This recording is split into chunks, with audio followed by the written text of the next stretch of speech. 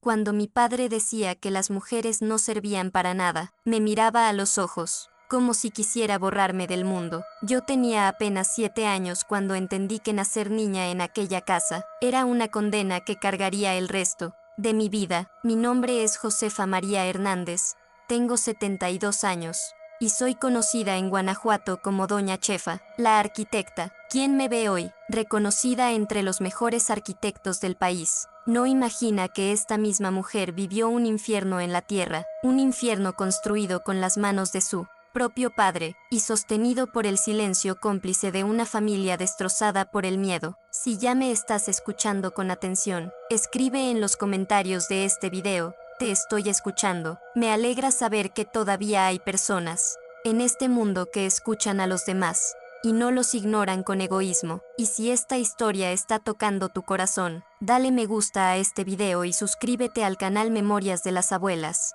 Cada semana compartimos historias como esta, que pueden inspirarte, emocionarte y abrirte los ojos. Nací en 1953, en una casa de adobe sencilla, incrustada en las laderas de la Sierra de Guanajuato. Nuestra casa quedaba lejos del centro de San Miguel de Allende, casi rozando la frontera con Dolores Hidalgo. Piso de tierra, paredes descarapeladas y un techo de lámina que, cuando llovía fuerte, parecía que se nos iba a caer encima. En el patio teníamos un árbol de guayaba, unas gallinas flacas y un perro callejero llamado Valiente, el único ser en esa casa que me miraba con cariño. Mi padre, Severino Hernández Ruiz, era albañil, tenía manos gruesas, piel curtida por el sol y unos ojos pequeños que no dejaban de moverse, como si siempre estuvieran buscando a quien culpar. Salía temprano a trabajar y regresaba cuando el sol ya se estaba escondiendo. En los días buenos, llegaba callado, cenaba y se iba a dormir. En los malos, que eran la mayoría, pasaba primero por la cantina de don Joaquín y llegaba tambaleándose, oliendo a sudor y a tequila. Aprendí desde niña a reconocer sus pasos. Cuando eran firmes y rítmicos, significaba que estaba sobrio. Quizá esa noche sería tranquila, pero cuando eran arrastrados, torpes, acompañados de risas roncas o gruñidos, sabía que venía tormenta. Corría a mi rincón, que no era un cuarto real, sino apenas una esquina de la sala separada por una cortina de tela barata. Me acurrucaba fingiendo estar dormida, y rezaba para que no se acercara. A veces funcionaba, a veces no. La mujer solo sirve para 2 cosas en esta vida: escupía mientras apestaba a aguardiente, y ninguna de ellas es pensar. Mi madre, Josefina, era lo opuesto a él, pequeña, delgada, con unas manos suaves a pesar del trabajo duro. Hablaba poco, casi en susurros, como si tuviera miedo de que su voz ocupara demasiado espacio. Trabajaba, lavando ropa en las casas de familias ricas. Se levantaba antes del amanecer, encendía el fogón, dejaba el café listo, y salía al río con los bultos de ropa sobre la espalda. Cada día se marchitaba un poco más, como una flor sin sol. En las pocas fotos que hay de ella cuando era joven, se veían unos ojos vivos, chispeantes, pero en casa, sus ojos ya no miraban nada, eran como ventanas cerradas, como si su alma viviera muy lejos, fuera de aquellas paredes. Mi hermano Antonio era 5 años mayor que yo. De niños, jugábamos juntos, me hacía carritos de madera, me enseñaba a volar papalotes, me defendía de los niños del barrio cuando se burlaban de mí, pero todo cambió cuando él cumplió 12. Mi padre empezó a llevarlo a las obras, a enseñarle cómo ser hombre. Antonio comenzó a imitarlo, en la forma de hablar, en la forma de sentarse, en la forma de mirar. El niño tiene que aprender pronto a ser hombre, decía mi padre con una especie de orgullo retorcido, y luego me miraba a mí, con desprecio, y la niña tiene que aprender a servir. En nuestra mesa, ya estaba todo dicho sin necesidad de palabras. Mi padre en la cabecera, Antonio a su derecha, mi madre y yo del otro lado. Primero se servía mi padre, luego mi hermano. Lo que quedaba, si quedaba algo, era para nosotras. El hombre necesita comer más. Él trabaja, justificaba mi madre, pero Antonio aún no trabajaba, solo estudiaba como yo. La única diferencia era que él había nacido con lo que mi padre llamaba la herramienta correcta, y yo, no. La escuela era mi único refugio. Allí, por unas horas, Podía olvidar el olor a humedad, los gritos, los golpes.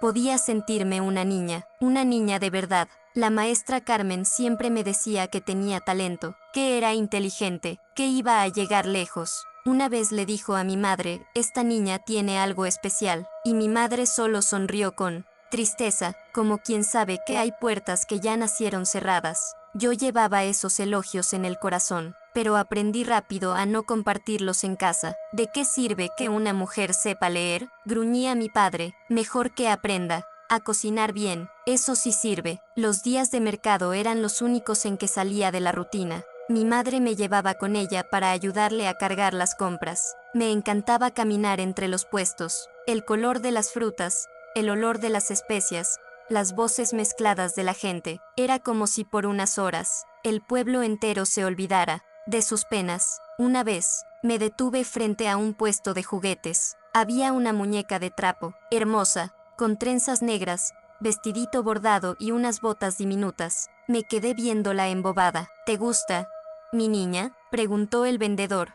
Un señor de cabello blanco y sonrisa amable. Antes de que pudiera responder, sentí el jalón de mi madre. No tenemos dinero para eso, susurró con los dientes apretados. Pero yo sabía que no era solo el dinero, era miedo, miedo de que mi padre se enterara, de que descubriera que habíamos gastado en una tontería, de que dijera que yo estaba creciendo malcriada. Cada año que pasaba, mi hermano se parecía más a él, no solo en el físico, la misma mandíbula cuadrada, los mismos ojos, chicos y fríos, sino también en la manera de tratar a las mujeres. Ve a traerme agua, ordenaba, incluso si estaba más cerca del cántaro que yo, y si me tardaba, venía el golpe, igual que mi padre golpeaba a mi madre. En la escuela, los maestros comenzaron a quejarse. Decían que Antonio era agresivo, que no respetaba a las niñas, que se burlaba de las maestras. Cuando mi madre le contaba eso a mi padre, él solo decía, déjalo, así aprende a ser hombre. ¿Cómo me duele recordar esas cosas? Si estás aquí, si llegaste hasta esta parte de la historia, escríbeme en los comentarios desde donde me estás viendo, porque quiero saber quiénes son esas almas valientes que siguen acompañándome en este camino tan doloroso de recordar. Y si esta historia está tocando tu corazón, dale me gusta y suscríbete al canal. Aquí en Memorias de las Abuelas, no solo contamos historias, sembramos semillas de verdad. Cada una de nosotras tiene una historia que merece ser contada. Cuando cumplí 10 años, mi maestra me regaló un cuaderno común para muchos, pero para mí, era un tesoro, tapa dura, color verde, con las hojas lisas, esperándome. Lo escondía debajo del colchón, solo escribía en él cuando estaba completamente sola, cuando sabía que nadie me vería. Ese cuaderno fue mi primer refugio verdadero. Ahí escribía historias, pequeños poemas, dibujaba mundos donde las niñas podían ser astronautas, doctoras, maestras, mundos donde los padres abrazaban a sus hijas y les decían que estaban orgullosos, mundos donde nadie tenía que vivir con miedo. Pero un día, mi padre lo encontró. No sé cómo, tal vez revisó mis cosas mientras estaba en la escuela. Cuando llegué a casa, lo vi. Estaba sentado en la silla de la cocina, con el cuaderno abierto en sus manos sucias de cemento. ¿Qué porquería es esta?, preguntó alzando el cuaderno como si fuera una serpiente. Yo me quedé paralizada. Lo sexta arrancar las hojas, una por una, y echarlas al fuego del fogón. Mis mundos, mis sueños, mi voz escrita por primera vez, convertidos en cenizas frente a mis ojos. No lloré, porque sabía que si lloraba, lo haría aún más violento. Esa noche, no dormí. Sentí que algo dentro de mí se había roto. Las peleas en casa eran cada vez más frecuentes. Por cualquier cosa, por la cena que se retrasaba, por una camisa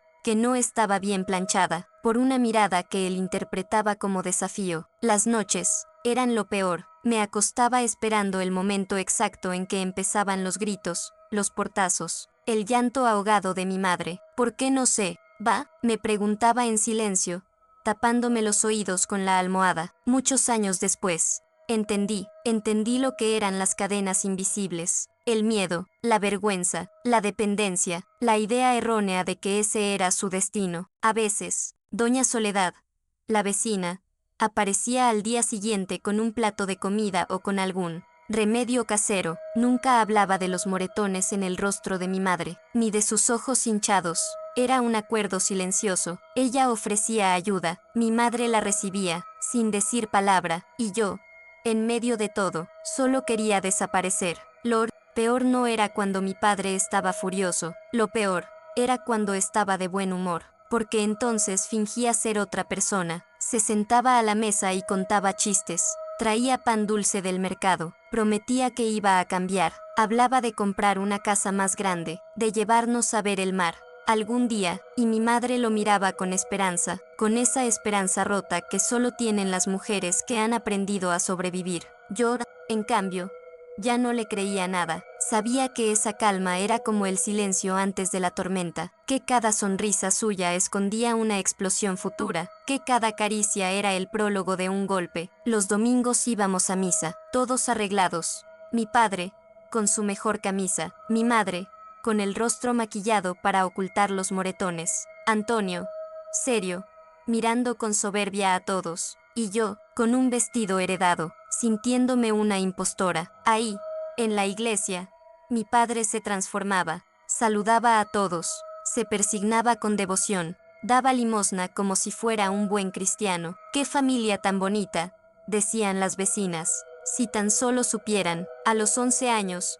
mi cuerpo empezó a cambiar. Mi madre me habló en secreto, con voz temblorosa, sobre las cosas de mujeres. Me advirtió que tuviera más cuidado, que ya no podía correr por el patio, que debía sentarme bien, vestirme decentemente, no llamar la atención. No entendí por qué tanto miedo, pero lo supe poco después. Mi infancia se volvió un laberinto, un juego peligroso de adivinanzas. Aprendí a caminar en puntas de pie, a leer los gestos, a predecir explosiones. Vivía con miedo, miedo a equivocarme, miedo a contestar mal, miedo a que mi padre se enojara, miedo a que Antonio me tratara como si yo fuera su sirvienta, miedo a que mi madre se derrumbara de tanto llorar, pero también, miedo a que un día ya no pudiera resistir más. Soñaba con huir, soñaba con tener una llave, con tener una maleta, con correr hasta que no me alcanzara el miedo. Soñaba con salvar a mi madre, y salvarme yo también, pero entonces algo pasó, algo tan brutal, tan inhumano, que hasta hoy,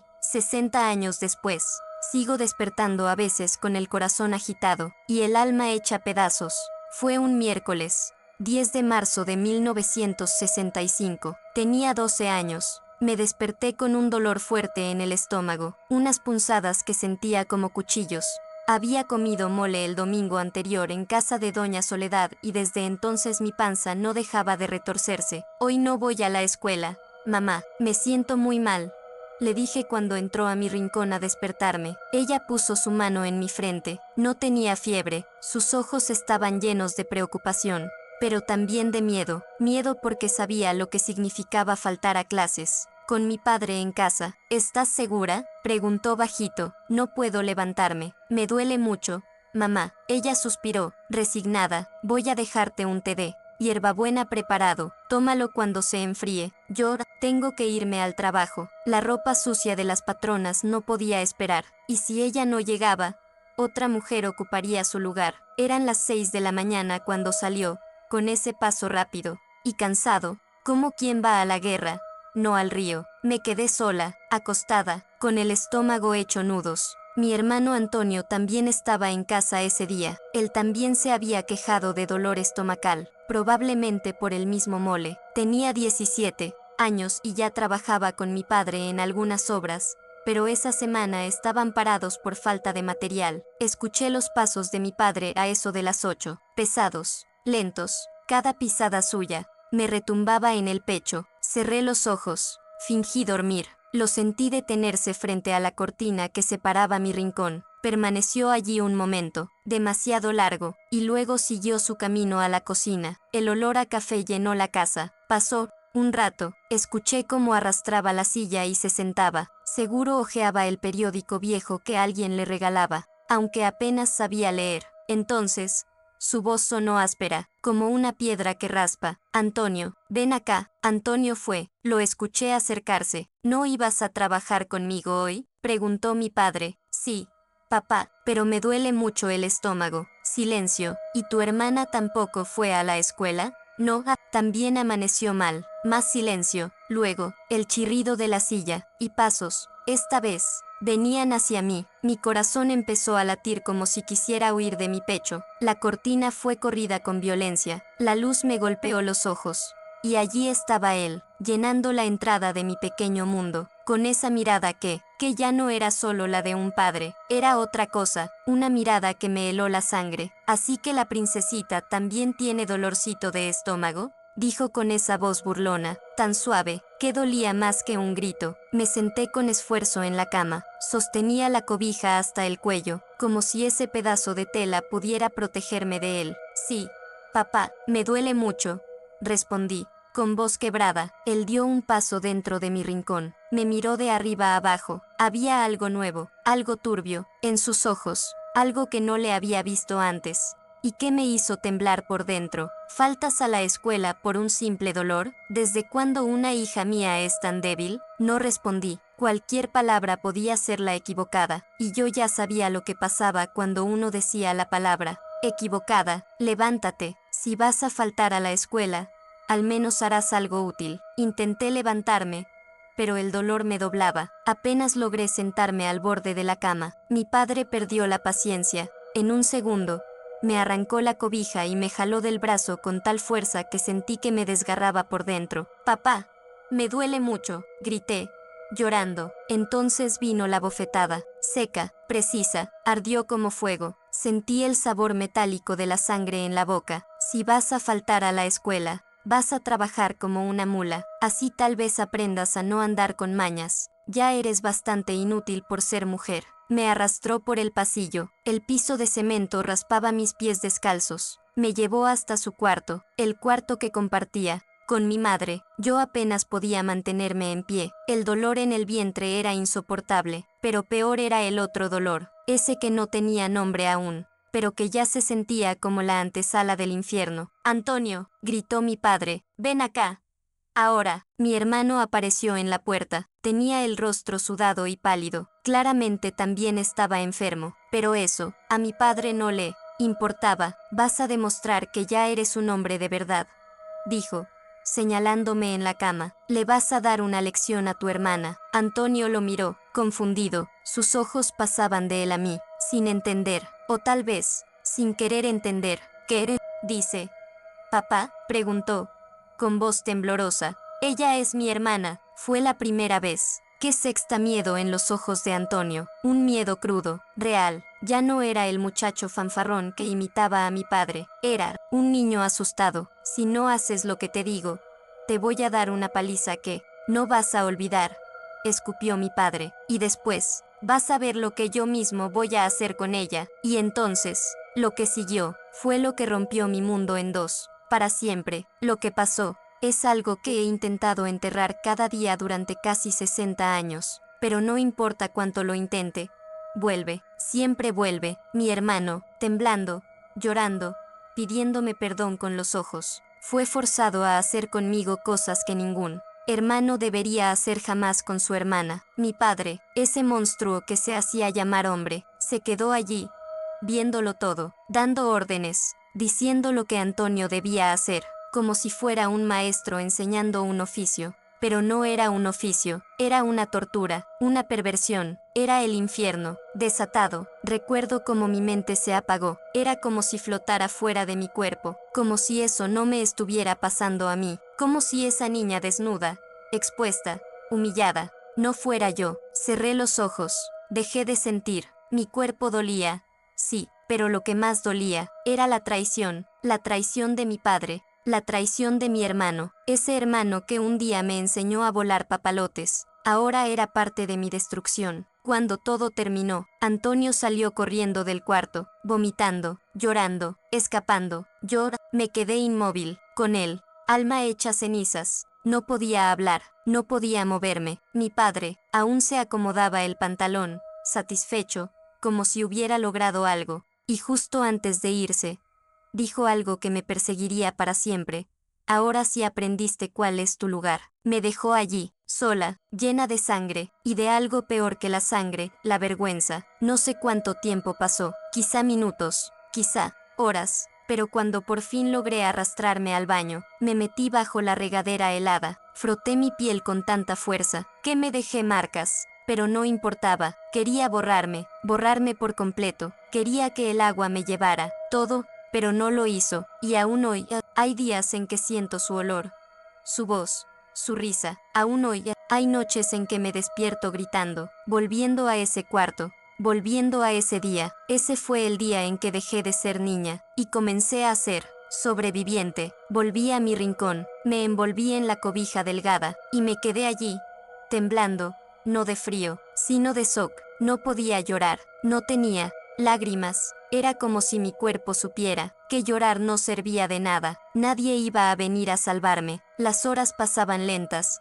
deformes. Escuché la puerta. Mi padre salió, seguramente rumbo a la cantina, como si nada, como si no acabara de destruir a su hija. Y yo, me quedé esperando a mi madre, contando los segundos para que regresara, sin saber qué iba a decirle, sin saber si tendría el valor de decirle algo. Cuando por fin volvió, al final de la tarde, entró a mi rincón como siempre, pero algo en su mirada cambió. Lo supo de inmediato. No sé si fue mi postura, el olor que ni el agua pudo quitarme, o el vacío en mis ojos, pero lo supo. Se sentó en la orilla de mi cama, me tocó la cara con sus manos temblorosas. ¿Qué pasó?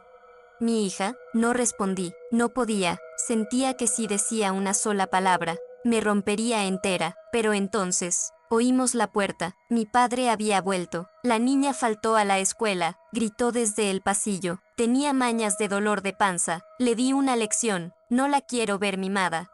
Mujer, mi madre, me miró. Después, miró hacia donde venía su voz. Y como siempre, eligió el silencio. Se levantó y salió de mi rincón, cerrando la cortina detrás de ella. Y yo me quedé allí, sola, como siempre. Mi hermano no volvió esa noche. Supe después que se había ido a casa de un amigo. Dijo que había peleado con mi padre. Nadie sabía la verdad, o tal vez nadie quería saberla. Yo no comí, no bebí, no dormí. Era como si la niña que yo era se hubiera quedado muerta en esa cama. Y la que quedó era una sombra, un cascarón vacío, que solo respiraba porque el cuerpo aún no sabía que ya no valía la pena. Los días siguientes fueron una niebla. No fui a la escuela esa semana. Mi madre le dijo a la maestra que estaba enferma, que tenía un virus fuerte, y no era mentira. Mi cuerpo rechazaba todo. Vomité 3 días seguidos, no por comida, sino por el recuerdo, por la podredumbre que sentía adentro. Cuando Antonio volvió a casa, no podía mirarme. Pasaba junto a mi rincón como si yo no existiera, y si nuestros ojos se cruzaban por accidente, veía en él algo que me dolía tanto como todo lo demás. Vergüenza, culpa, rabia. No sabía si era rabia contra mí, por haber sido la prueba viviente de lo que ocurrió, o rabia contra él mismo, por no haber tenido el valor de desobedecer a mi padre. Mi padre, por su parte, actuaba como si nada, como si no hubiera presenciado el infierno que él mismo provocó. Volvía a casa, comía, bebía, gritaba, lo de siempre. A veces miraba a Antonio con esa sonrisa torcida, de orgullo enfermo, y decía, ¿qué pasa, hijo? ¿Ya te estás volviendo un hombre de verdad? La primera vez que dijo eso, Antonio lo miró con asco, pero no respondió, solo se fue. Yo solo quería desaparecer. Volví a clases la semana siguiente. La escuela era mi única tabla de salvación. Aunque ya no me sentía segura en ningún lugar, ni siquiera allí. Mi maestra, doña Carmen, notó el cambio en mí. Yo, que antes participaba, leía, reía, ahora apenas levantaba la vista. Solo escribía y dibujaba paredes, techos, puertas, como si pudiera diseñar un lugar donde esconderme de la realidad. Un día, al terminar la clase, se acercó a mi pupitre. ¿Qué pasó, Josefa? Estás muy distinta. No pude responder. ¿Cómo explicarle? ¿Cómo ponerle palabras a algo que ni siquiera entendía del todo? Solo negué con la cabeza, y salí corriendo. Corrí como si pudiera dejar atrás lo que me había pasado. Corrí como si pudiera escapar de mí. Las noches eran lo peor. Cerraba los ojos y volvía a ese cuarto, a esa cama, a ese momento. Despertaba empapada en sudor, con la garganta hecha un nudo. y el corazón golpeando como si quisiera salirse del pecho. Mi madre venía, me abrazaba en silencio, pero nunca preguntaba, nunca decía una sola palabra sobre mis pesadillas. Tal vez, porque ya sabía, tal vez, porque no podía soportar escucharlo en voz alta. En esa casa, el silencio era una forma de sobrevivir. Era la única manera de evitar que el dolor se hiciera aún más grande. Pasaron los meses, y aprendí a vivir con el miedo como quien aprende a vivir con una herida que nunca cierra. Iba a la escuela, volvía a casa, ayudaba con las tareas, todo como un autómata, como si ya no fuera yo, como si solo quedara el cuerpo, funcionando. Por inercia, Antonio empezó a ausentarse más de casa, pasaba el tiempo en la calle, en las cantinas, con los amigos. Volvía tarde, borracho, y cada vez más parecido a mi padre, pero había algo diferente en su mirada, una tristeza muda, un peso, una grieta que no podía ocultar. Mi madre y yo desarrollamos un lenguaje silencioso, una mirada, un gesto, era suficiente para saber si esa noche debíamos escondernos, si mi padre venía peor de lo habitual, si debíamos convertirnos en sombra. Sobrevivíamos un día a la vez, sin esperanza, solo con resistencia. Y entonces, cuando yo tenía 16 años, pasó algo que lo cambió todo, algo que, por primera vez, abrió una puerta real, una puerta hacia la libertad. Fue un viernes por la tarde. Mi padre llegó temprano de la obra, ya borracho, con los ojos enrojecidos y la voz cargada de veneno. Había perdido un trabajo y se quejaba de todo, del gobierno, del clima, de los patrones, de la vida, pero sobre todo, se quejaba de nosotras, de la ingratitud de mi madre, de mi rebeldía, de cómo en su casa nadie lo respetaba. Yo estaba en mi rincón, terminando de doblar unas ropas, preparando mi pequeña bolsa. El plan era huir el domingo. Mi tío José, el hermano de mi madre, nos esperaría en León. Ya estaba todo listo. Doña Soledad, nuestra vecina, nos llevaría en secreto a la terminal, pero él se adelantó, entró gritando, traía una carta en la mano, una carta que había interceptado, una de las que mi madre enviaba en secreto a su hermano, con la ayuda de Doña Soledad. Claro, así que planeaban huir. Desgraciadas, gritó, con los ojos desorbitados. Mi madre salió del patio al escuchar los gritos, intentó calmarlo, pero ya era tarde. Estás hablando con tu hermano a mis espaldas, con ese militar que se cree mejor que yo, estás planeando robarte a la niña. No es lo que crees, Severino, intentó decir mi madre, pero él la interrumpió con una bofetada que la tiró al suelo. Yo salí de mi rincón al escuchar el golpe. No pude quedarme escondida. Basta, papá, déjala, grité, sin pensar. Él se volteó hacia mí, y sus ojos, esos ojos, eran los de un hombre poseído por el odio. Tú también eres una desagradecida, después de todo lo que he hecho por ustedes. Y caminó hacia mí, pero mi madre se levantó, con el rostro ensangrentado, y se le interpuso. No la toques, Severino, ya basta. Fue la primera vez que vi a mi madre plantarse frente a él con esa fuerza, no con miedo, no con súplica, sino con una firmeza que nunca le había visto. Mi padre se quedó helado, sorprendido, como si no supiera qué hacer ante una mujer que, de pronto, ya no le temía igual. Y en ese momento, alguien golpeó la puerta, un golpe fuerte, decidido. No era cualquier vecino. Cuando la puerta se abrió, mi tío José estaba ahí, con su uniforme militar, con su postura erguida, con esa mirada que no pedía permiso. ¿Dónde está mi hermana?, preguntó sin levantar la voz. Pero no le hizo falta. Mi padre retrocedió un paso, no porque lo hubieran empujado, sino porque por primera vez, alguien lo enfrentaba de verdad. ¿Y tú quién te crees para venir a meterte a mi casa así?, gruñó, intentando mantener la compostura. Soy el hermano de Josefina, respondió mi tío, y vengo por ella, y por la niña. Mi padre soltó una carcajada falsa, de esas que usaba cuando no sabía cómo defenderse. Ellas no van a ninguna parte, son mi familia, mi responsabilidad. La expresión de mi tío no cambió, no parpadeó. ¿Responsabilidad?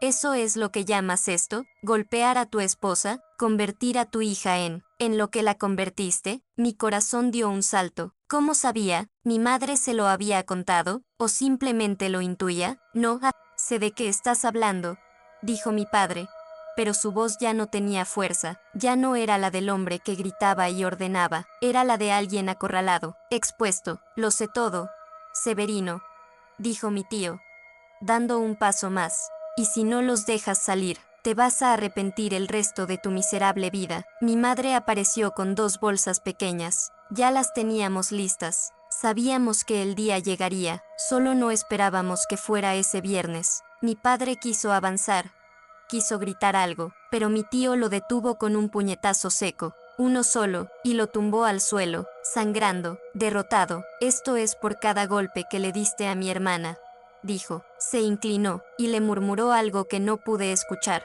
Mi madre, en cambio, sí lo oyó, y solo asintió, como quien por fin se quita un peso del alma. Salimos de la casa, no miré atrás, no quería grabar la imagen de mi padre tirado en el piso, porque, por fin, no era yo la que estaba tirada. El sol nos pegaba en la cara cuando cruzamos el umbral, y ese sol supo, a libertad. Subimos a un GEC militar. Mi tío dio la orden, a León, y mientras el motor arrancaba y la calle se alejaba, sentí algo nuevo en el pecho. No era miedo, no era rabia, era algo más raro, esperanza. El camino a León duró poco más de 1 hora, pero para mí, fue como atravesar una vida entera. Nunca me había alejado tanto de San Miguel, nunca había salido, sin pedir permiso, sin miedo, sin mirar atrás. Mi madre iba sentada a mi lado en el jeep, con las manos cruzadas sobre el regazo, la mirada fija en el horizonte. No hablaba, pero sus ojos ya no eran los mismos, ya no estaban apagados, ya no eran los de una mujer rota, eran los de alguien que había sobrevivido, y que, por primera vez en años, soñaba con volver a vivir. Mi tío, firme al volante, no hablaba mucho tampoco, solo nos miraba por el retrovisor de vez en cuando, como para asegurarse de que aún seguíamos allí, de que no era un sueño. Cuando llegamos a León,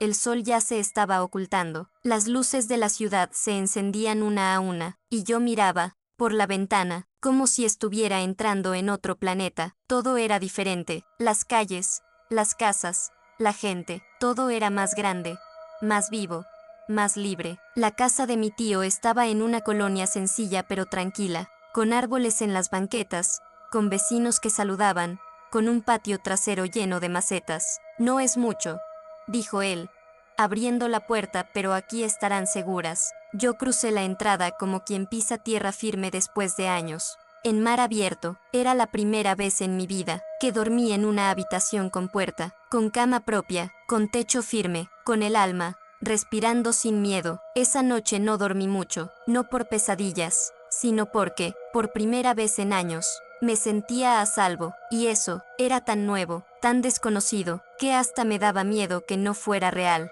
pero era real, y apenas estaba comenzando. Al día siguiente, desperté con el sonido de los pájaros, no con gritos, no con portazos, no con el miedo colgando del aire. Desperté, y por un instante no supe dónde estaba, pero cuando sexta la cortina blanca moviéndose, con el viento, cuando sentí el olor del jazmín del patio, supe que ya no estaba en esa casa, supe que algo, de verdad, había cambiado. Mi madre preparaba café en la cocina, vestía ropa sencilla, pero sus movimientos eran distintos, más livianos, más suyos. Mi tío nos llamó a la sala, se sentó en su sillón, y con voz serena, dijo: «Tenemos que hablar de lo que viene». Mi madre se quedó callada unos segundos, luego bajó la mirada. «No tengo planes, José, solo quiero trabajar, ganarme la vida en paz». Mi tío la miró con ternura. «No te preocupes por el dinero, por ahora lo importante es que descansen. ¿Y tú, Josefa, quieres seguir estudiando?». Me quedé helada. Esa pregunta nadie me la había hecho nunca. ¿Querer? ¿Qué era eso? ¿Qué era querer? ¿Algo para mí? Sí, respondí al fin, casi en un susurro. Más que nada, él sonrió. «Aquí hay un colegio decente, no es como el Santa María, pero es bueno. Puedo ayudarte a inscribirte. Veremos cómo convalidar tus materias». Esa misma tarde, fuimos al colegio diocesano del barrio. Aceptaron mis papeles, mis notas del Santa María hablaban por mí. La semana siguiente ya tenía uniforme. cuadernos nuevos, y un pupitre con mi nombre. Era otra escuela, otro mundo, y yo, era otra Josefa, la Josefa que ya no vivía detrás de una cortina, la que ya no se escondía, la que empezaba, poquito a poco, a levantar la cabeza. En la nueva escuela, las cosas no fueron fáciles. Llegaba tarde a clases por el largo camino desde la casa de mi tío. Mis zapatos estaban gastados y el uniforme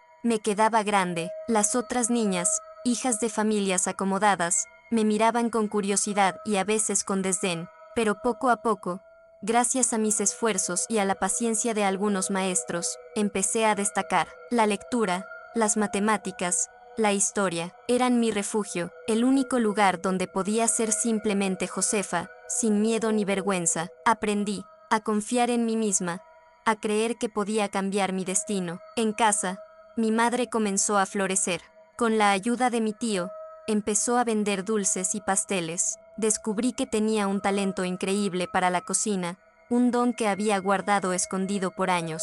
Verla sonreír, trabajar con sus manos, crear algo propio, fue como verla renacer. Mi hermano Antonio se perdió un poco más en el alcohol, ya no hablaba mucho con nosotros, pero sabía que en el fondo estaba roto, como nosotros. Los años pasaban, y con cada paso, me acercaba más a la libertad, a ese sueño de ser arquitecta que me había prometido en silencio desde niña, a ese sueño que nadie podía arrebatarme. Cuando cumplí 15 años, la vida me presentó una oportunidad inesperada. Doña Carmen, mi maestra del Santa María, me ofreció dar clases particulares de refuerzo a los hijos del doctor Arnulfo, un médico respetado del pueblo. Josefa, me dijo, sé que eres inteligente y dedicada. Esta oportunidad no solo te ayudará a ganar algo de dinero, sino también experiencia. Acepté sin dudar.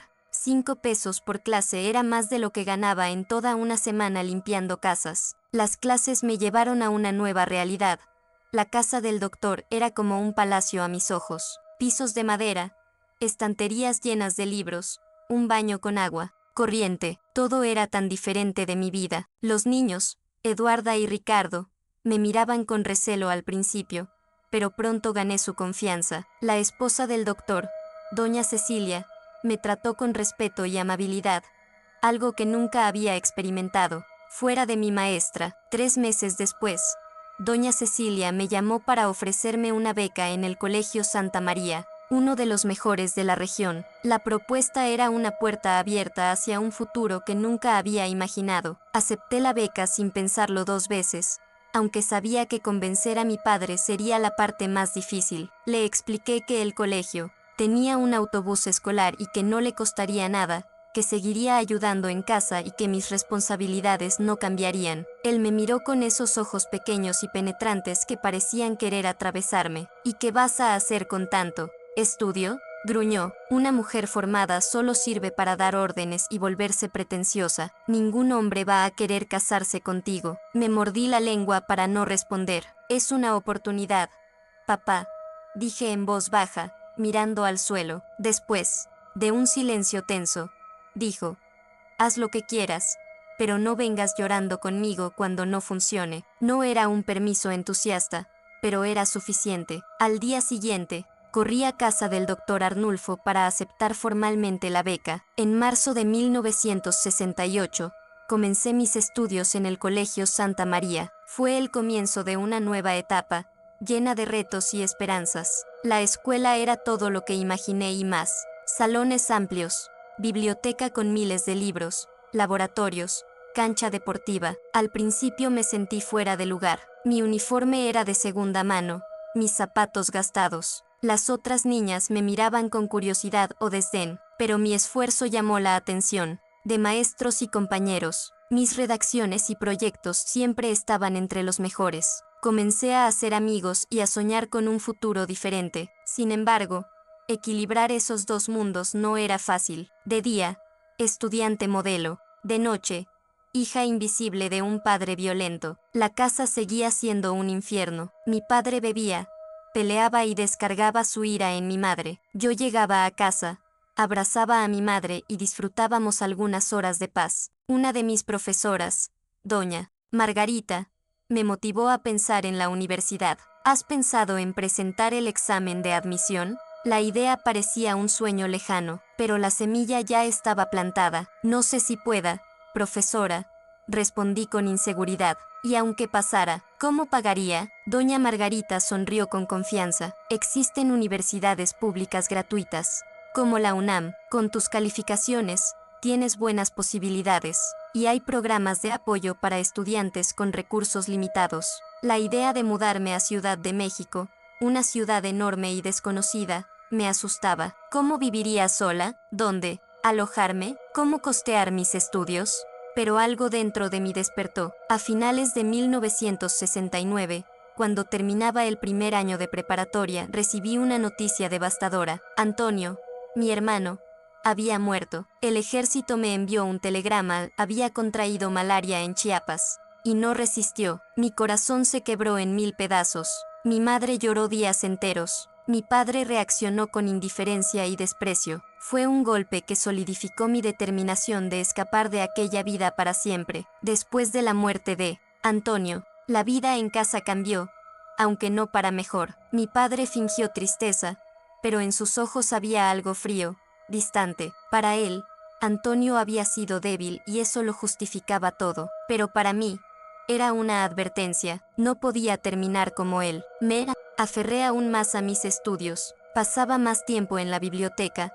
Evitaba regresar temprano a casa. Mi madre y yo desarrollamos una comunicación silenciosa, miradas cómplices que alertaban sobre el humor de mi padre. Mi tío José, que había vuelto a nuestras vidas, me brindaba apoyo constante, me ayudaba a mantener viva la esperanza. Sabía que tenía que salir de allí cuanto antes. Y así, a los 16 años, decidí que era momento de tomar las riendas de mi destino. Una tarde de viernes, todo cambió. Mi padre llegó a casa temprano, ya borracho y con el rostro enrojecido. Su mirada se posó en mí con esa mezcla de desprecio y deseo que nunca olvidaré. Te estás volviendo toda una mujer, ¿eh? Dijo, acercándose mientras yo lavaba los platos. Sentí el estómago revolverse. No era la primera vez que hacía insinuaciones, pero nunca tan directas ni amenazadoras. Mi hermano ya no estaba para ser usado como instrumento de sus perversidades. Ahora,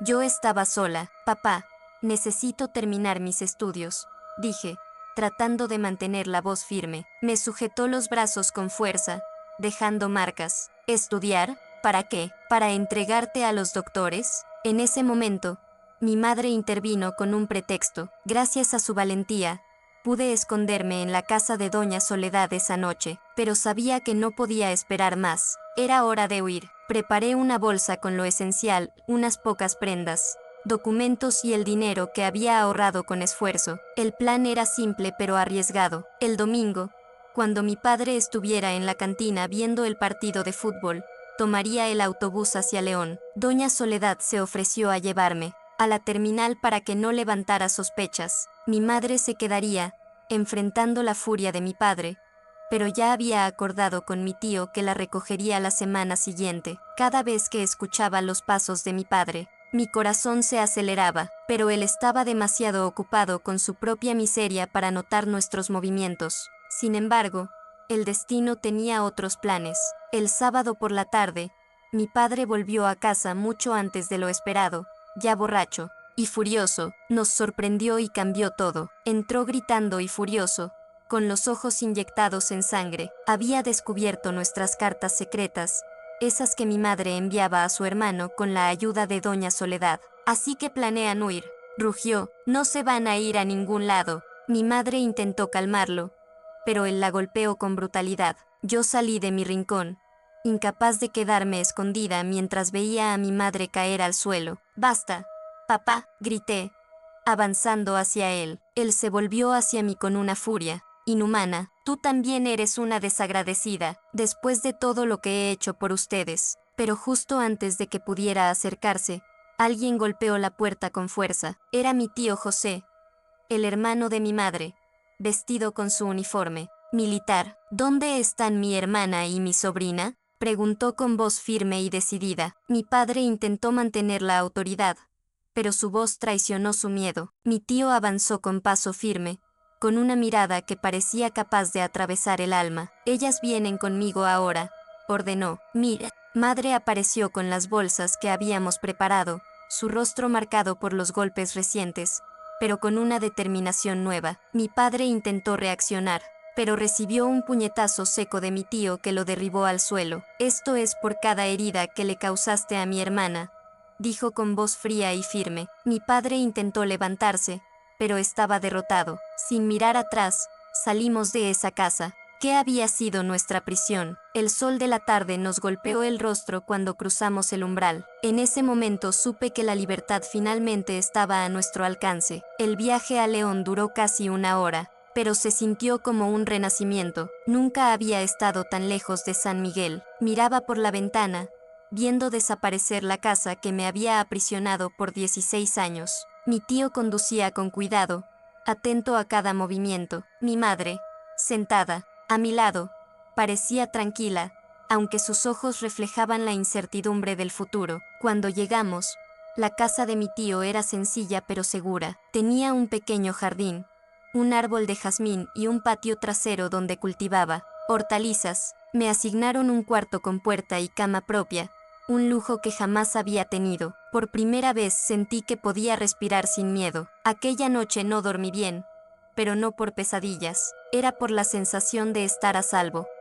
Primera vez en mucho tiempo, los días en León fueron como aprender a respirar de nuevo. Despertaba sobresaltada por las noches, esperando escuchar los pasos de mi padre, pero solo encontraba silencio y paz. Mi madre comenzó a recuperar la sonrisa. Su voz ya no temblaba al hablar y sus ojos volvieron a brillar. Mi tío nos apoyaba en todo. Nos recordó que la vida podía ser diferente, que merecíamos algo mejor. Me inscribí en el colegio diocesano, un lugar sencillo, pero lleno de oportunidades. Aunque el trauma seguía allí, poco a poco aprendí a vivir con él, sin dejar que me definiera. Encontré profesores comprensivos y amigos que me ayudaron a sanar. Fue en esa época que descubrí mi pasión por la arquitectura, una forma de construir no solo edificios, sino también mi propia vida. En el colegio diocesano me esforcé como nunca antes. Mis calificaciones mejoraron rápidamente, y empecé a creer que podía lograr mis sueños. Doña Carmen, mi maestra del Santa María, me alentó a pensar en la universidad. Me habló de la Universidad Nacional Autónoma de México, la UNAM, la más grande del país. La idea parecía inalcanzable, pero ella me aseguró que con mi talento tenía posibilidades reales, y que existían apoyos para estudiantes como yo, con pocos recursos. El camino no sería fácil, pero estaba decidida. Sabía que estudiar arquitectura significaba construir un futuro diferente, una vida alejada del miedo y la oscuridad que me habían marcado. Con cada dibujo, cada plano, cada proyecto, me acercaba más a la libertad que tanto anhelaba. La universidad fue un mundo completamente nuevo para mí. La Ciudad de México era caótica, llena de ruido y movimiento constante. Mi llegada fue un choque cultural y emocional. La Facultad de Arquitectura de la UNAM tenía salones modernos, laboratorios y espacios donde podía dar rienda suelta a mi creatividad. Sin embargo, también enfrenté desafíos, profesores exigentes, compañeros con privilegios y la soledad de estar lejos de casa. Pero mi determinación era más fuerte que el miedo. Me esforzaba día y noche, buscando en cada trazo una manera de transformar no solo espacios, sino vidas. Fue durante esos años que conocí a Pablo, un compañero que se convirtió en mi amigo y en mi apoyo incondicional. Su paciencia y respeto hacia mis límites me ayudaron a sanar heridas profundas. Juntos construimos no solo proyectos, sino también una historia de amor basada en el respeto y la comprensión. En 1976, me gradué en arquitectura. Fue un momento de triunfo después de tantos años de lucha y dolor. Mi madre y mi tío estuvieron presentes, orgullosos y emocionados. Mi madre, con su negocio de dulces prosperando, parecía renacer cada día. Mi tío, recién jubilado, vivía en paz en su pequeña granja. Pablo me propuso unir fuerzas profesionalmente. Juntos fundamos un estudio donde desarrollamos proyectos con impacto social, escuelas, viviendas, centros comunitarios que mejoraban vidas. En 1980, nació nuestra primera hija, Clara, una luz en nuestras vidas. 3 años después, Antonio llegó. nombrado en honor a mi hermano. La maternidad trajo nuevos retos, pero también un amor profundo. Aprendí a pedir ayuda, a reconocer mis límites y a sanar poco a poco. Hoy, a mis 72 años, miro atrás con gratitud y fortaleza. Soy la arquitecta que construyó su propio destino, la mujer que convirtió el dolor en fuerza, y la abuela que cuenta su historia para inspirar a otras. Gracias por escuchar mi historia. Recuerdan, siempre hay un camino hacia la luz, incluso en la noche más oscura.